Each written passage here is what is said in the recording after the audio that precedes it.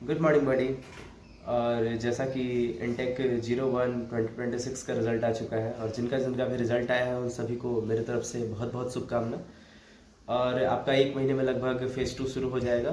Phase 2 का तैयारी उम्मीद है आप सभी ने शुरू कर दिया होगा और उसी फ़ेज़ 2 का एक्सपीरियंस शेयर करने के लिए मैं ये वीडियो बना रहा हूँ, क्योंकि बहुत सारे ऐसे भी बच्चे होते हैं जो फ़ेज़ 2 का तैयारी सेल्फ स्टडी द्वारा या सेल्फ से खुद ही से करते हैं। तो उन सभी के लिए ये वीडियो शायद हेल्पफुल रहे, क्योंकि मैंने भी अपना फ़ेज़ 2 का तैयारी खुद से ही किया है। तो मैं बस उस फ़ेज़ 2 की जर्नी को आप सभी से शेयर करना चाहता हूँ, जिससे आप सभी को फ़ेज़ 2 का एक एक्सपोज़र मिल जाए कि क्या और कैसे होता है फ़ेज़ 2 में। मैं इस वीडियो में आपको एंट्री से लेके एग्ज़िट तक का हर एक बात बताऊँगा जो मैंने एक्सपीरियंस किया अपने फ़ेज़ 2 के दौरान। और चलिए शुरू करते हैं उसको वन बाय वन करके। मैंने अपने एक्सपीरियंस को इन 7 पार्ट्स में डिवाइड किया है और मैं एक एक करके उन सभी के बारे में आपको बताऊंगा।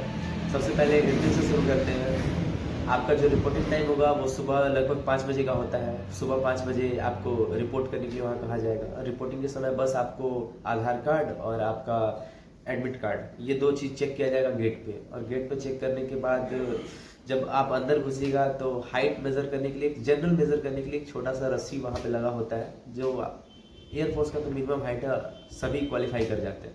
तो उस रस्सी से आपको पास करना होगा नीचे झुक के। और जब आप अंदर चले जाइएगा तो फिर आपका सेकंड प्रोसेस शुरू होगा। वो खुद ही आपको लाइन में इकट्ठे होने के लिए कहेंगे और आपका रजिस्ट्रेशन का प्रोसेस शुरू करेंगे। और वो रजिस्ट्रेशन का प्रोसेस धीरे धीरे सबका बायोमेट्रिक लेके, धीरे धीरे नाम वाम लेके सब धीरे धीरे होता है। और उसी समय आपको चेस्ट नंबर अलॉट किया जाता है।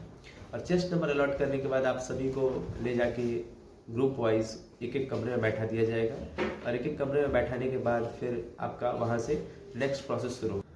नेक्स्ट प्रोसेस जो होगा वो आपके रनिंग का होगा। और रनिंग के लिए आपको वहाँ से सबसे पहले बस में बैठा के, ग्रुप वाइज बस में बैठा के वहाँ तक आपको स्टार्टिंग पॉइंट तक लेके जाएंगे। वहाँ पे जिनको भी टॉयलेट वॉयलेट करना होगा वहाँ पे आराम से इजीली टॉयलेट कर सकते हैं। और वहाँ पे आपको मिलता है लगभग 10-15 मिनट का टाइम मिलता है। वहाँ पे आराम से आपको जो वार्म अप करना हो वार्म अप भी आप कर सकते हैं। वार्म अप करने के बाद फिर आपका जब आपके अगर आपका पहला ग्रुप है तो आपका सबसे पहले रनिंग शुरू होगा। लेकिन अगर आपका ग्रुप बाद में है तो रनिंग में ज़्यादा डिफरेंस नहीं होता है, 10 मिनट का डिफरेंस होता है हर ग्रुप के बीच में। फिर जैसे ही आपके पहले ग्रुप का रनिंग खत्म होगा आपके दूसरे ग्रुप का रनिंग शुरू हो जाएगा। जब आपके ग्रुप का रनिंग शुरू होगा तो सीधा मतलब जितना टाइम मिलता है, अगर मैं अपना एक्सपीरियंस बताऊं तो सिर्फ आप नॉर्मल एक पेस पे दौड़ते अगर चले गए तो आपका इजीली एयरफोर्स का रनिंग क्लियर हो जाएगा।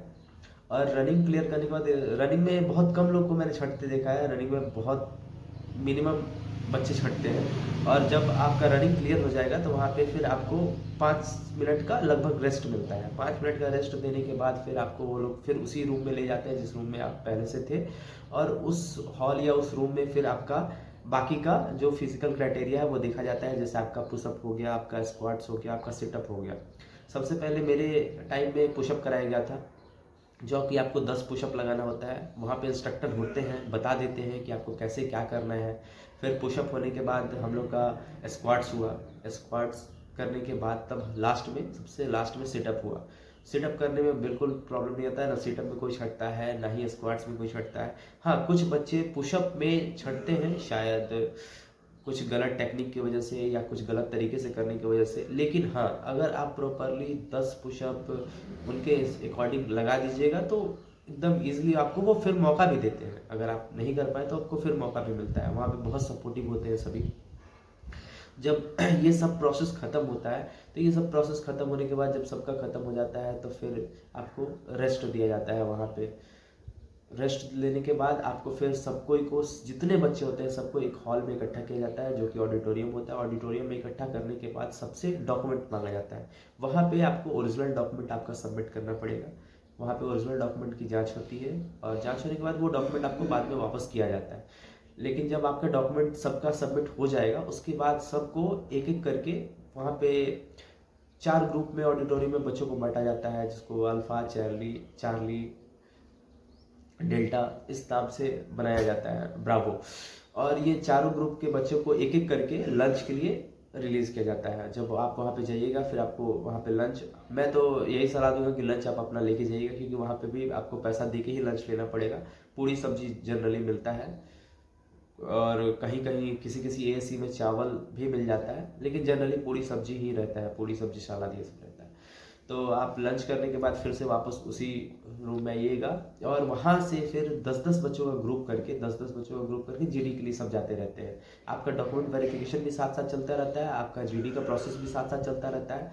और अगर सही मायने में मैं बताऊं तो जीडी रनिंग से भी ज़्यादा आसान है अगर उसको सही तरीके से किया जाए। और जीडी में जब मैं गया था अपने फेज़ 2 के लिए तो वहाँ पे मात्र 10 या 12 बच्चे जीडी में आउट हुए थे, बाकी सभी ने लगभग लगभग सिलेक्शन ले लिया था। फिर करते करते इस प्रोसेस को शाम हो जाती है। शाम होने के बाद शाम में आपका रिज़ल्ट आता है जीडी का। जब रिज़ल्ट अनाउंस होता है तो जिन जिन बच्चों का नहीं होता है उनको बाहर कर दिया जाता है, और जो भी बच्चे जीडी क्वालिफाई करते हैं उन सभी से फॉर्म भरवाया जाता है, फॉर्म फिलअप करवाया जाता है, फिर उनको मेडिकल का एडमिट कार्ड वहीं पे मिलता है। तो आप पहले से प्रिपेयर होकर जाइएगा कि इस प्रोसेस में सुबह से रात होना ही होना है, रात हो ही जाता है। आपका रात में किसी का 7 बज सकता है, 8 बज सकता है, 9 बज सकता है, लेकिन हाँ रात हो जाता है क्योंकि जीडी का प्रोसेस थोड़ा स्लो होता है। जीडी का प्रोसेस क्योंकि 10-10 बच्चों को करके किया जाता है जीडी, और हर ग्रुप में कम से कम 15 से 20 मिनट का समय लगता है इसलिए। और फिर आपको एग्जिट मिल जाता है, जिन जिन को फिर मेडिकल का एडमिट कार्ड मिलता है उनको मेडिकल का डेट और जगह भी वहाँ पे दिया होता है। फिर उस हिसाब से सब अपने मेडिकल के लिए जाते हैं। ये था पूरा कंप्लीट जीडी का प्रोसेस लगभग।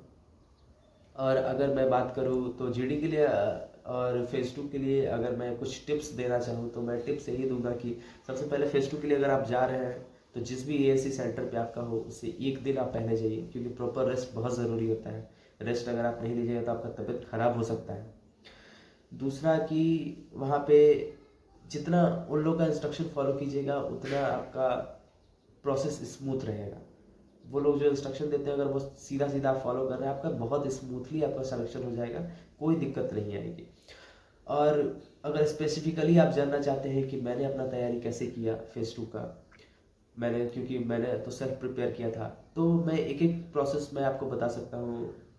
मैं अगले वीडियो में ये डाल दूंगा कि मैंने रनिंग का प्रिपरेशन कैसे किया था। मैं उसके अगले वीडियो में ये भी डाल दूंगा कि जीडी के प्रिपरेशन के लिए आप लोगों को क्या करना चाहिए। जो भी कोचिंग सेंटर ज्वाइन कर लिए उनके लिए तो बहुत अच्छा है, वहाँ पे उनको गाइडेंस मिल जाता है। लेकिन जो मेरी तरह बच्चे हैं जिन्होंने कोचिंग सेंटर ज्वाइन नहीं किया है, जो सेल्फ से प्रिपेयर करना चाहते हैं, वो सेल्फ से भी प्रिपेयर कर सकते हैं और उसमें कोई दिक्कत नहीं आएगी। इसकी गारंटी मैं देता हूँ, मैंने खुद किया है तो मैं आपको ये चीज़ का गारंटी दे सकता हूँ। और सेल्फ प्रिपरेशन से भी आप इजीली क्लियर कर सकते हैं फेज़ 2, कोई दिक्कत नहीं आएगी। और ये था मेरा कंप्लीट जर्नी।